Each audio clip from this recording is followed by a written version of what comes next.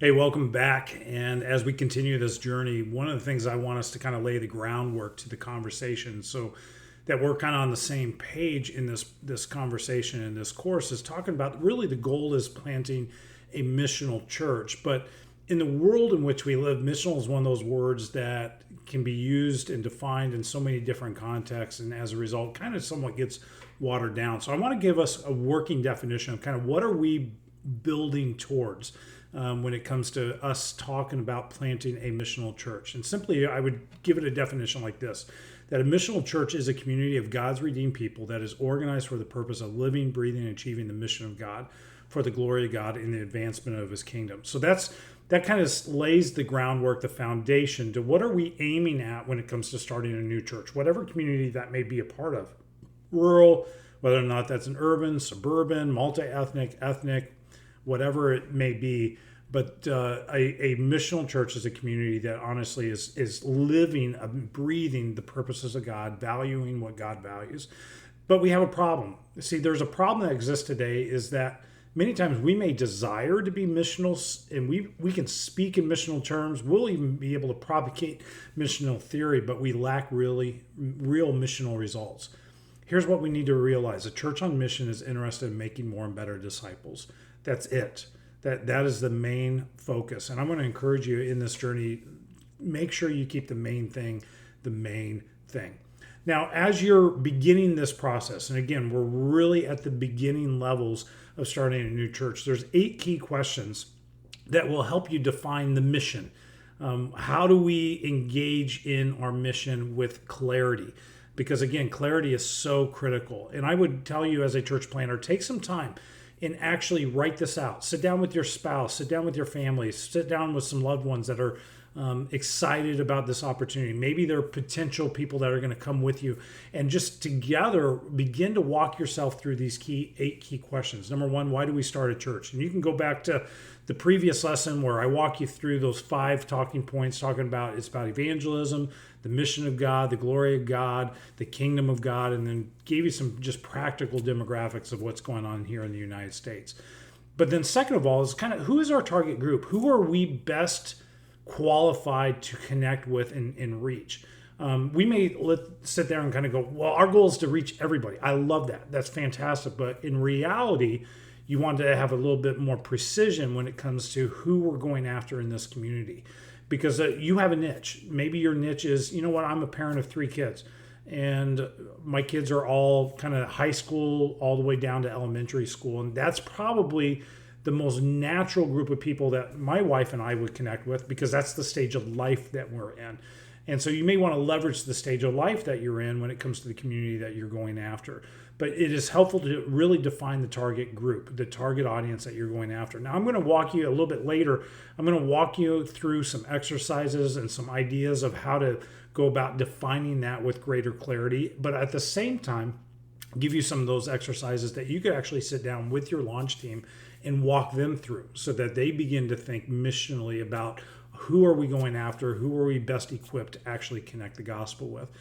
The third thing is, what kind of church are we going to start? Are we looking at starting a church in a portable situation? Are we looking at a storefront? Are we looking at a home church, micro church movement? You really want to have clarity, write down the ideas. What is this going to require of us as we move forward? Then you want to think through who's actually going to help us with this church. How many people do we think we're going to need in order to get this church up and going? And think through your networks. Think through people that may be responsive and receptive to this idea of starting a new church currently in the community that you know, and the relationships that you can currently pull from. Then you want to ask the question, what are we going to measure? And this is such a critical question when it comes to how you carry out the vision, the mission of the church. Because if you can't measure it, it's pretty much impossible to manage it. And so you need to know basic groundwork of kind of how do we know that the mission is actually being accomplished? How do we know that we're moving the ball down the field, in other words? I would encourage you to look at things simply like, what is our budget? How much money is coming in? How much money is going out? What is our attendance on a week-to-week basis? Are we seeing an increase? Are we seeing decrease? Are we staying the same? But you also want to begin to measure more missional, connection pieces, like how many first-time believers are we having? How many people are actually serving? How many people are getting baptized on a yearly basis? And that will begin to help you know, are we actually moving forward and accomplishing the mission that we set out to accomplish?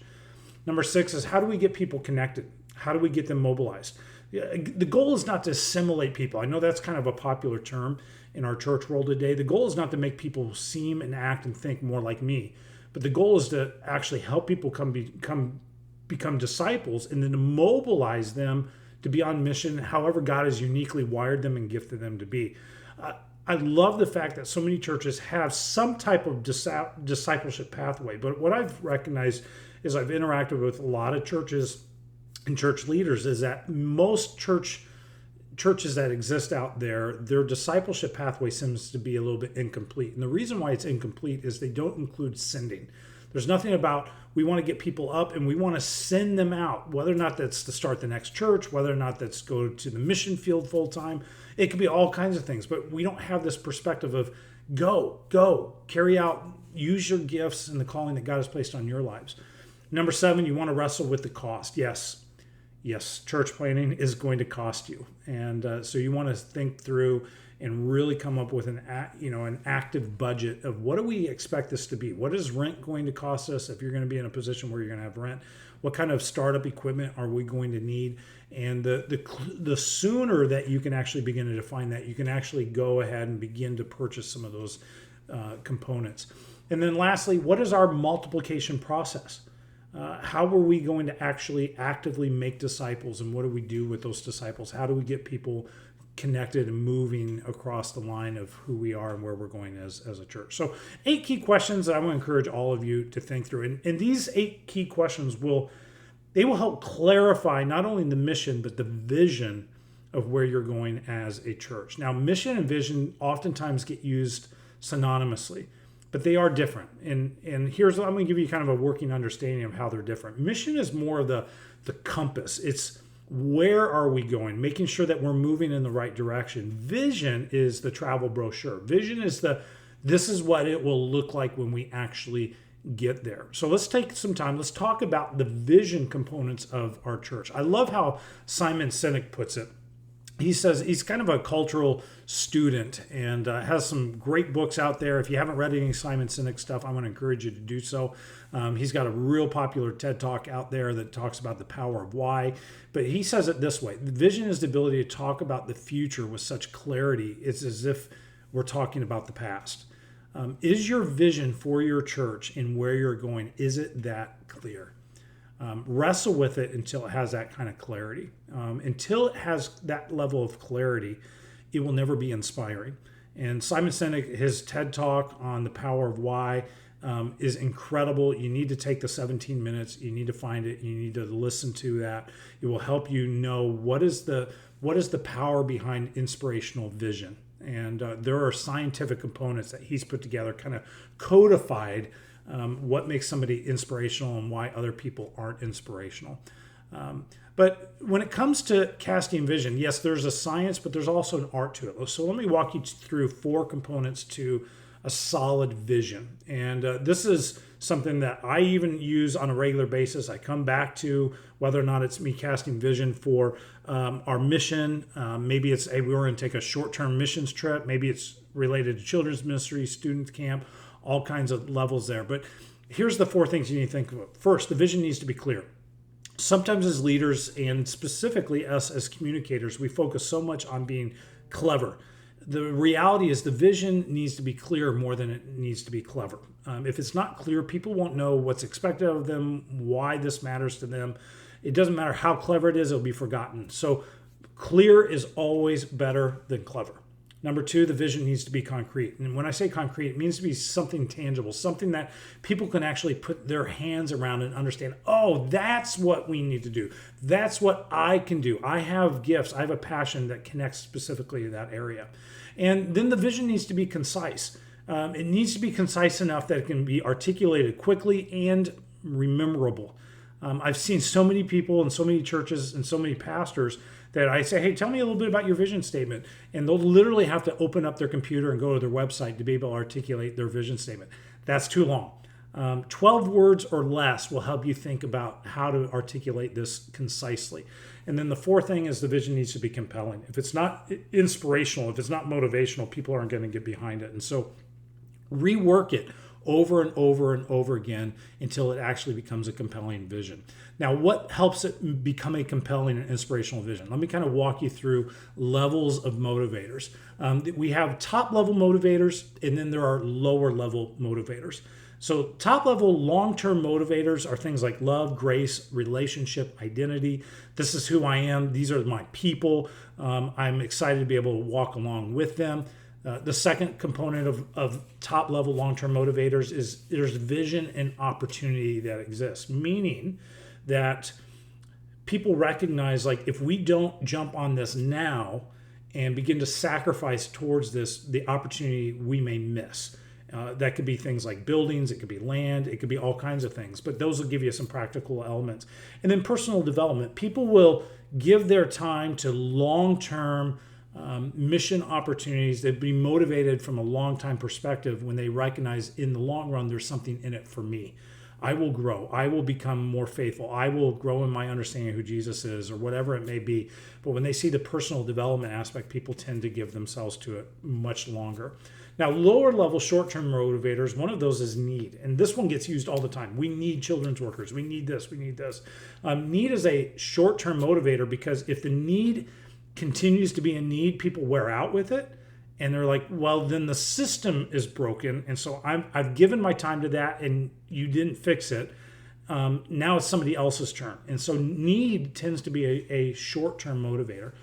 The second short-term motivator is duty responsibility. And I think, honestly, in older previous generations, that this was probably more of a long-term motivator.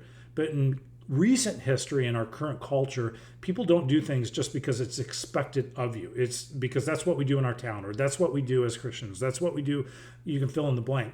People aren't quite as responsive long-term when it comes to duty responsibility. And the last one, we've all been culprits of it. We've all been victims of it. Guilt, shame, and fear. We tend to think, well, if I can just guilt them or I can shame them, then I can get them to do whatever I need to get them to do. Let me encourage you, pastors, leaders, stay away from guilt, shame, and fear in every way possible. Now, one little exercise I'm going to encourage you to do is write out a 60-second announcement that you would make from the stage representing the fact that we do need more children's workers. Now, in the way that you would actually write that out and articulate that, I want you to think through doing it all from top-level long-term motivators, not from lower level or short-term motivators. Don't go to the easy default. Don't use guilt, shame, fear. Don't use need. Focus in on love, relationship, identity, or vision and opportunity and personal development. Enjoy the exercise. This will be a problem for you if you move into church planting. Every church faces this. Now's a good time to begin to process that exercise together.